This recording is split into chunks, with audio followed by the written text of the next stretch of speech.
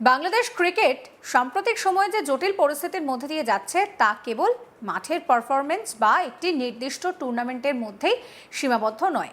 বিশ্বকাপকে কেন্দ্র করে নেওয়া সিদ্ধান্ত, সেই সিদ্ধান্তের ব্যাখ্যা এবং পরবর্তী প্রতিক্রিয়াগুলো সব মিলিয়ে এখন একটি বহুমাত্রিক বিষয় হয়ে দাঁড়িয়েছে, যেখানে ক্রীড়া প্রশাসন, গণমাধ্যম, আন্তর্জাতিক ক্রিকেট সংস্থা এবং আঞ্চলিক রাজনীতি প্রশ্নে জড়িয়ে পড়ছে। এই আলোচনার একটি গুরুত্বপূর্ণ অংশ হচ্ছে বিশ্বকাপ কভার করার জন্য বাংলাদেশের সাংবাদিকদের অনুমতি না পাওয়ার বিষয়টি। আইসিসি কর্তৃক বাংলাদেশের সাংবাদিকদের বিশ্বকাপ কভারের অনুমতি না দেওয়ার খবরে স্বাভাবিকভাবেই দেশের গণমাধ্যম অঙ্গনে প্রতিক্রিয়া দেখা দিয়েছে।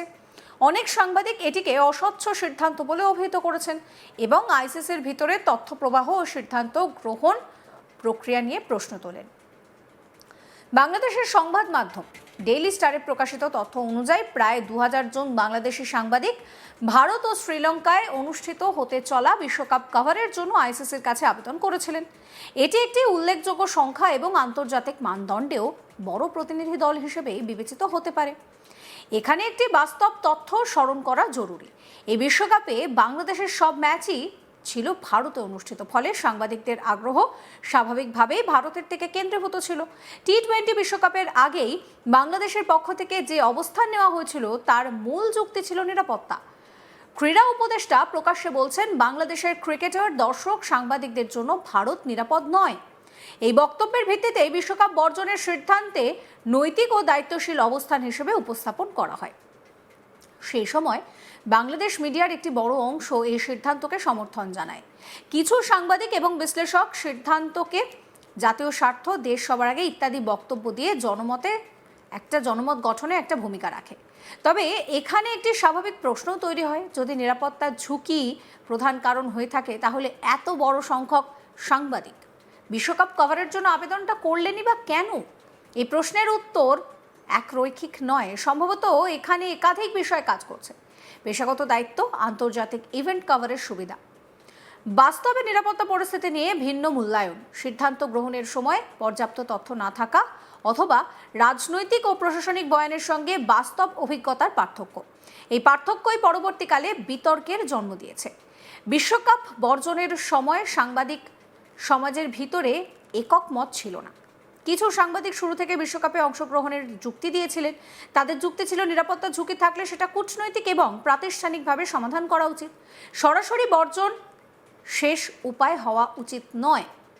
তবে সংখ্যাগরিষ্ঠ অংশ তখন বর্জনের সিদ্ধান্তের সঙ্গে সহমত প্রকাশ করেছিল। আবেগ নির্ভর বক্তব্য, জাতীয় মর্যাদার প্রসঙ্গ এবং নিরাপত্তা আশঙ্কা তখন আলোচনার কেন্দ্রে ছিল।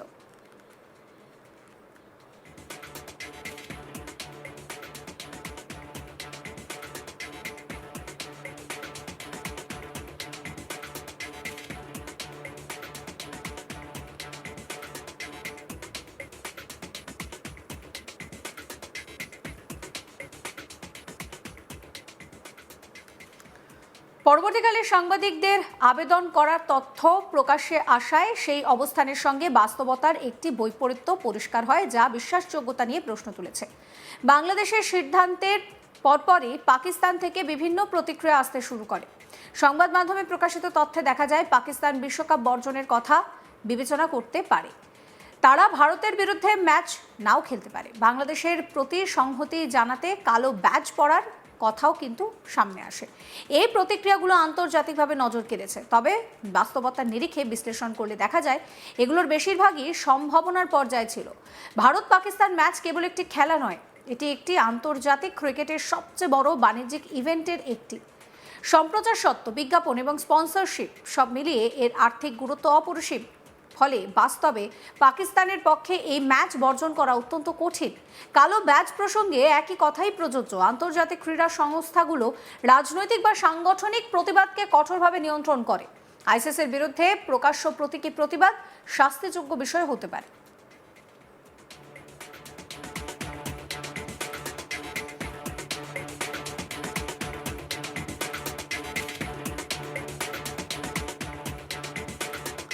পুরো প্রক্রিয়ায় বাংলাদেশ ক্রিকেট বোর্ডের ভূমিকা নিয়েও আলোচনা হয়েছে। সমালোচকদের একটি অংশ মনে করেন, আন্তর্জাতিক পরিস্থিতি ও আইসিসির অবস্থান যথাযথভাবে মূল্যায়ন না করে কিছু সিদ্ধান্ত নেওয়া হয়েছে।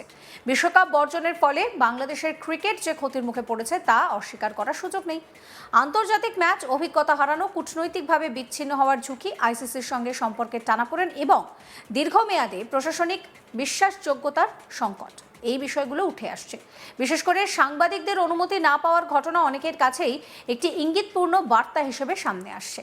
তা হলো আইসিসি পরিস্থিতি গভীরভাবে পর্যবেক্ষণ করছে। এই বিষয়টা কেবল ক্রিকেটে সীমাবদ্ধ নয়।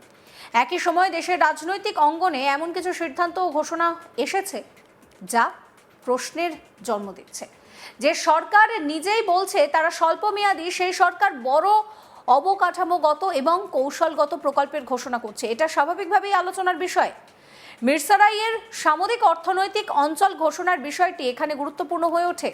সমর্থকদের মতে এটি দীর্ঘমেয়াদী উন্নয়নের অংশ, আর সমালোচকদের মতে এটি রাজনৈতিক ও প্রাতিষ্ঠানিক সমর্থন নিশ্চিত করার একটি কৌশল হতে পারে। এই দ্বৈত ব্যাখ্যাই দেখায় দেশ এখন এক ধরনের রূপান্তর কাল অতিক্রম করেছে, যেখানে ক্রীড়া, রাজনীতি ও প্রশাসনিক সিদ্ধান্ত একে অপরের সঙ্গে জড়িয়ে যাচ্ছে।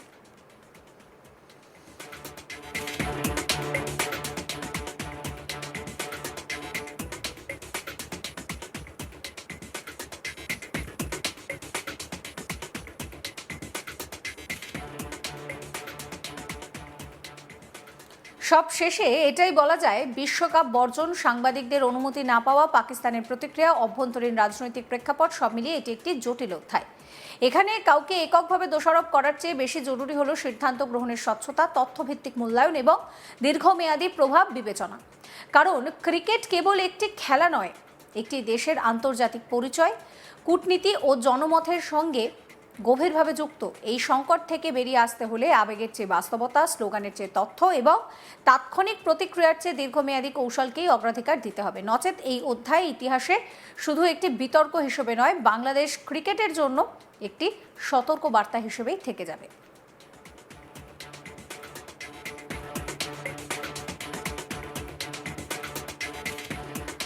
এবার আপনাদেরকে শোনাবো, এই যে পাকিস্তান মুখে এত বড় বড় কথা বলেছে, এই পাকিস্তানের তরফ থেকে মহসিন নকভি কি বলছেন। मेरा ख्याल है बांग्लादेश के साथ ज़्यादती हुई है और मैंने आईसीसी की बोर्ड की मीटिंग में भी यही कहा था, आप डबल स्टैंडर्ड्स नहीं कर सकते हैं कि एक मुल्क के लिए आप कहें कि जी जो मर्ज़ी जब मर्ज़ी फ़ैसला कर ले और दूसरे मुल्क के लिए टोटली अपोजिट फ़ैसला करें। और इसीलिए हमने ये स्टैंड लिया है कि बांग्लादेश के साथ ज़्यादती हो रही है, बांग्लादेश को हर सूरत में वर्ल्ड कप में उनको खिलाना चाहिए, वो एक बड़ा स्टेक होल्डर है और उनके साथ ये ज़्यादती नहीं होनी चाहिए। সমস্ত খবরের আপডেটের জন্য আপনাদের নজর থাকুক আজ তাক বাংলা। চ্যানেলটিকে সাবস্ক্রাইব করতে ভুলবেন না।